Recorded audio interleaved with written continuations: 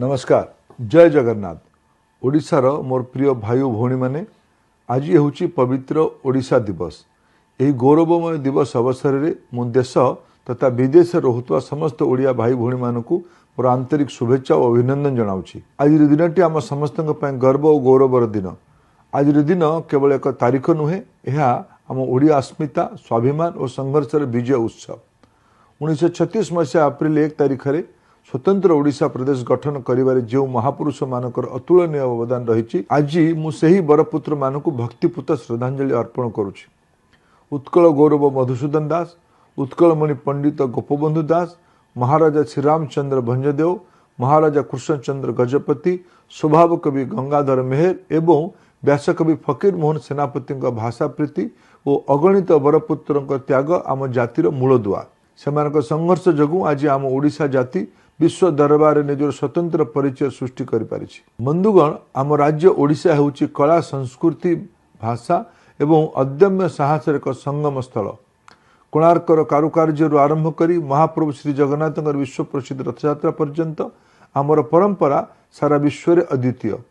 आम ओडिशार माटी हेउछि देवभूमि। महाप्रभु श्री बलभद्र और देवी सुभद्रा, महाप्रभु श्री जगन्नाथ को अपार करुणा आमर जातिर सबुठारु बड़ संबल। माँ लक्ष्मी और माँ विमला आशीर्वाद सर्वदा आम संस्कृति को समृद्ध और सुरक्षित रखिछि। सेहीपरि संबलपुर अधिष्ठात्री देवी माँ समलेई हेउछन्ति आम आस्था और विश्वास प्रतीक, जहाँ आशीर्वाद आम जीवन को सर्वदा मार्गदर्शन कर आसी।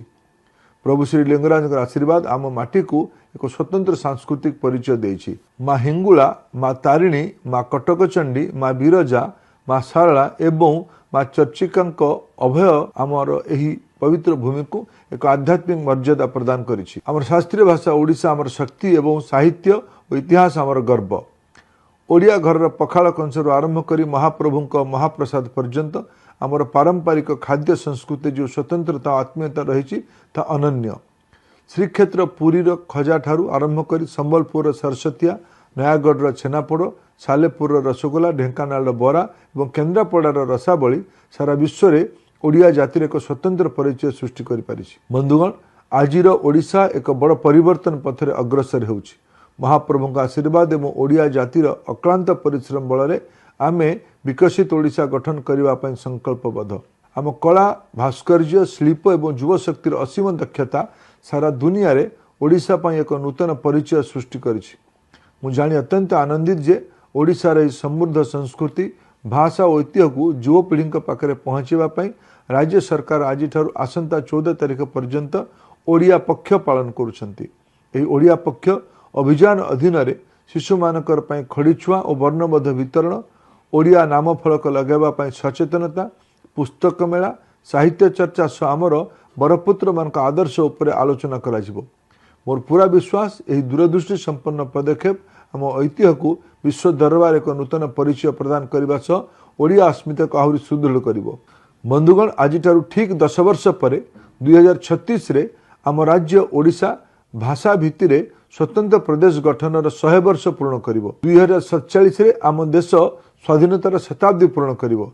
एथिपाई आगामी 10 वर्ष 21 वर्ष पर्यंत निर्णायक और महत्वपूर्ण। तेणु आज दिनटी आम समस्त आत्मसमीक्षार दिन। यही समय आमको संकल्प नेबाकु हेबो जे आमे आमर मातृभाषा को सम्मान देबा एवं यार प्रचार प्रसार करबा। ओडिशार विकास और प्रगति निजर क्षेत्र में अवदान देबा।